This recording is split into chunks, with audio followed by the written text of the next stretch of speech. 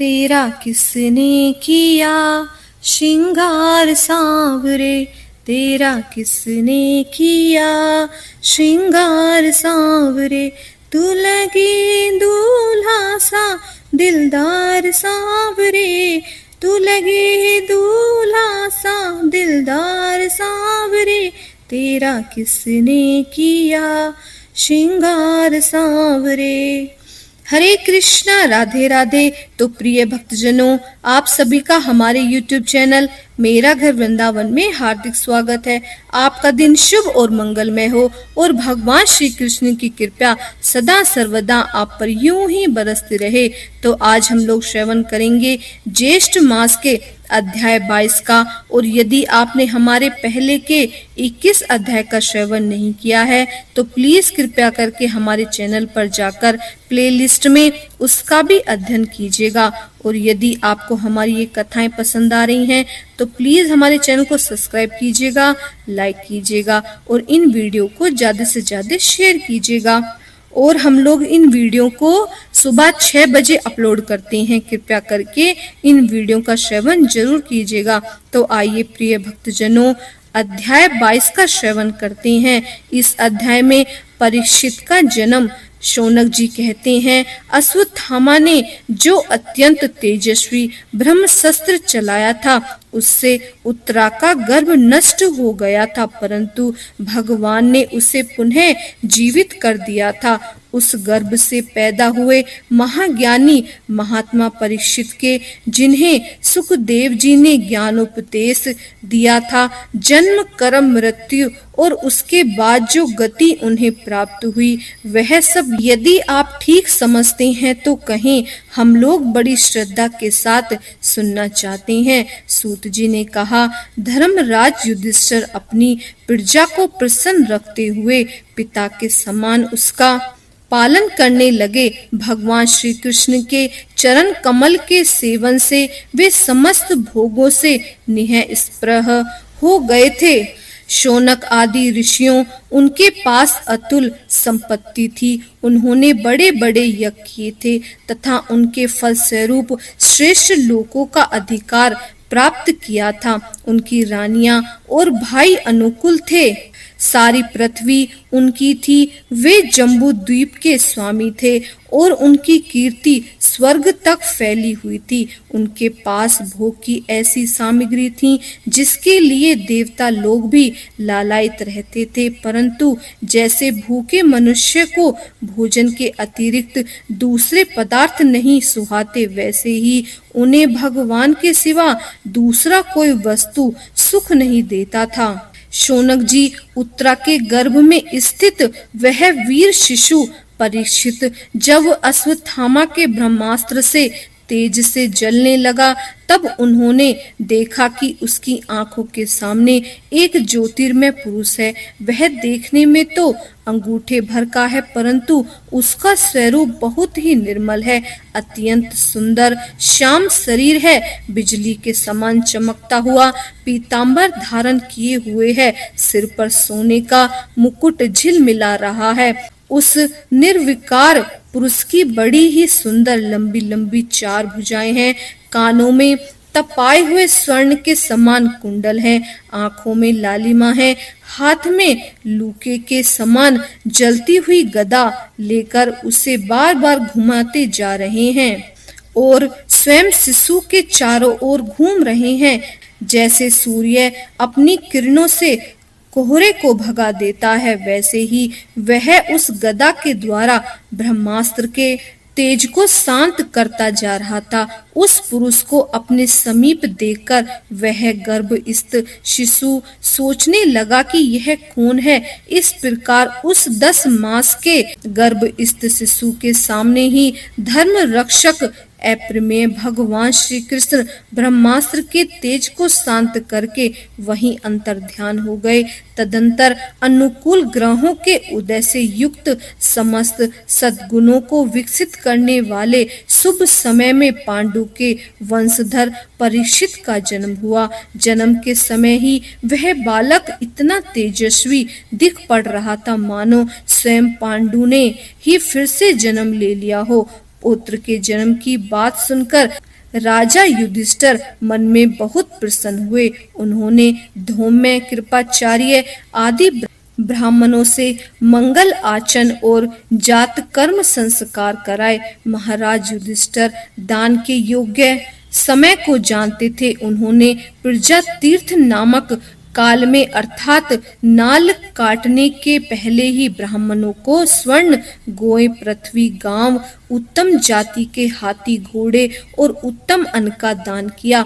ब्राह्मणों ने संतुष्ट होकर अत्यंत विनयी युधिष्ठिर से कहा, पुरुवंश श्रोमणि काल की दुर्निवार गति से यह पवित्र पुरुवंश मिटना ही चाहता था, परंतु तुम लोगों पर कृपा करने वाले भगवान श्री कृष्ण ने यह बालक देकर इसकी रक्षा कर दी, इसीलिए इसका नाम विष्णु रात हुआ। निस्संदेह यह बालक संसार में बड़ा यशस्वी, भगवान का परम भक्त और महापुरुष होगा।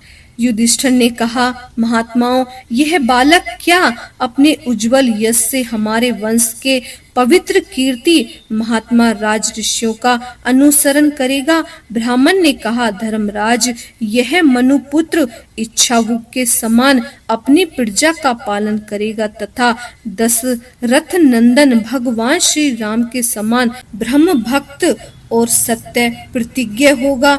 यह उशीनर नरेश शिबी के समान दाता और शरणागत वत्सल होगा तथा याज्ञिकों में दुष्यंत के पुत्र भरत के समान अपने वंश का यश फैलाएगा।